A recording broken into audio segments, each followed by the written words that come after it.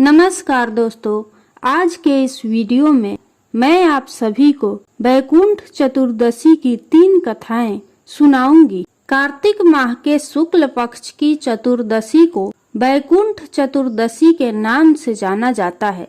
इस दिन को हरिहर मिलन भी कहते हैं। इस दिन भगवान विष्णु और भगवान भोलेनाथ का मिलन होता है। इस दिन भगवान विष्णु और भगवान भोलेनाथ की पूजन की जाती है। ऐसी मान्यता है कि इस दिन पूरे विधि विधान से व्रत रखकर पूजन करने से वैकुंठ धाम की प्राप्ति होती है। तो आइए सुनते हैं वैकुंठ चतुर्दशी की पहली कथा। एक बार की बात है, नारद जी पृथ्वी लोक से घूमकर वैकुंठ धाम पहुँचते हैं। भगवान विष्णु उन्हें आदर पूर्वक बिठाते हैं और प्रसन्न होकर उनके आने का कारण पूछते हैं। नारद जी कहते हैं, हे प्रभु, आपने अपना नाम कृपा निधान रखा है। इससे आपके जो प्रिय भक्त हैं वही तर पाते हैं। जो सामान्य नर नारी हैं वह वंचित रह जाते हैं। इसलिए आप मुझे कोई ऐसा सरल मार्ग बताएं जिससे सामान्य भक्त भी आपकी भक्ति कर मुक्ति पा सके। यह सुनकर विष्णु जी बोले, हे नारद, मेरी बात सुनो। कार्तिक शुक्ल पक्ष की चतुर्दशी को जो नर नारी व्रत का पालन करेंगे और श्रद्धा भक्ति से मेरी पूजा अर्चना करेंगे, उनके लिए स्वर्ग के द्वार साक्षात खुले रहेंगे।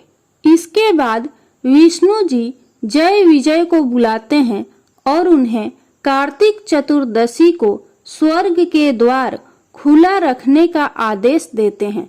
भगवान विष्णु कहते हैं कि इस दिन जो भी भक्त मेरा थोड़ा सा भी नाम लेकर पूजन करेगा वह वैकुंठ धाम को प्राप्त होगा। वैकुंठ चतुर्दशी की पहली कथा संपन्न हुई। वैकुंठ चतुर्दशी की दूसरी कथा। एक बार भगवान विष्णु देवाधिदेव महादेव का पूजन करने के लिए काशी आए।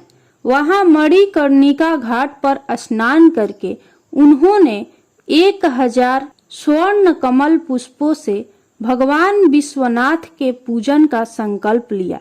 अभिषेक के बाद जब वे पूजन करने लगे तो शिव जी ने उनकी भक्ति की परीक्षा के उद्देश्य से एक कमल पुष्प कम कर दिया। भगवान श्री हरि को पूजन की पूर्ति के लिए 1000 कमल पुष्प चढ़ाने थे। एक पुष्प की कमी देखकर उन्होंने सोचा, मेरी आंखें भी तो कमल के ही समान हैं।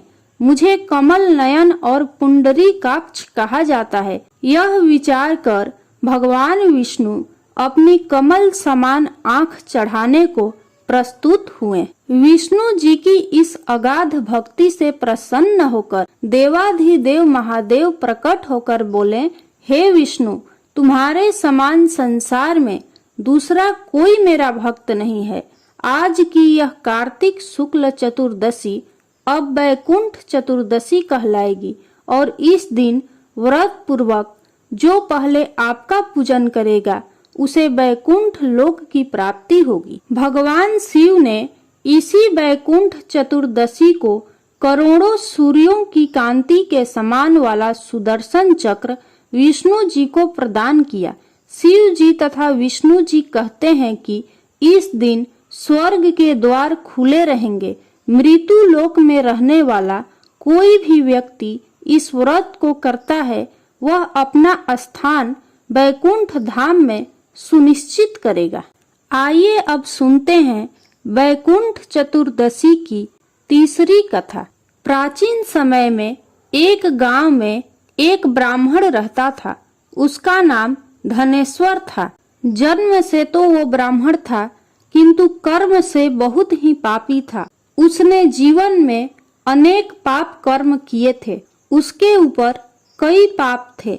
एक दिन वो गोदावरी नदी में स्नान के लिए गया। उस दिन वैकुंठ चतुर्दशी थी। कई भक्तजन उस दिन पूजा अर्चना कर गोदावरी घाट पर आए थे। उस भीड़ में धनेश्वर भी उन सभी के साथ था। इस प्रकार उन श्रद्धालुओं के स्पर्श के कारण धनेश्वर को भी पुण्य मिला।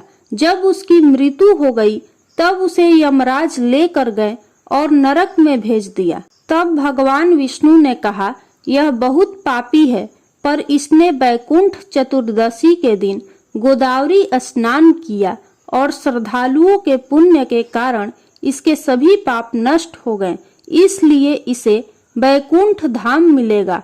अतः धनेश्वर को बैकुंठ धाम की प्राप्ति हुई। दोस्तों, इस प्रकार बैकुंठ चतुर्दशी की कथा संपन्न हुई। बोलिए श्री हरि विष्णु की जय, भगवान भोलेनाथ की जय। यदि आपको यह कथा अच्छी लगी हो तो कमेंट बॉक्स में श्री हरि विष्णु की जय जरूर लिखें।